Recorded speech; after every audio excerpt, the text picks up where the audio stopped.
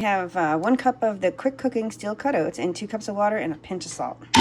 Oops. Okay, so this is for Kathy out there. I am going to try to cook. I put 2 cups of water and 1 cup of steel cut oats in there. And we're going to go to slow cook. I'm going to try it on high because it said do it for an hour and a half. So let's try that.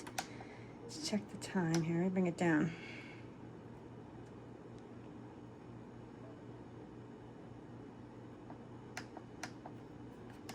Oh, wow, the lowest you can go is 2 hours.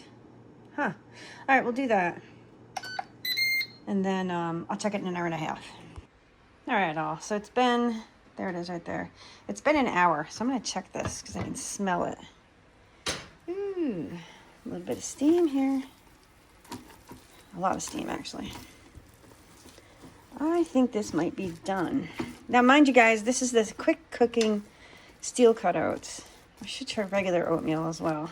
So I'm going to dish this up and we're just going to taste test it. I just wanted to see if the slow cook function works for this oatmeal. Okay, everybody, so I added a little bit of brown sugar and some half and half just to make them taste better. So I did taste test them. I'll do it again.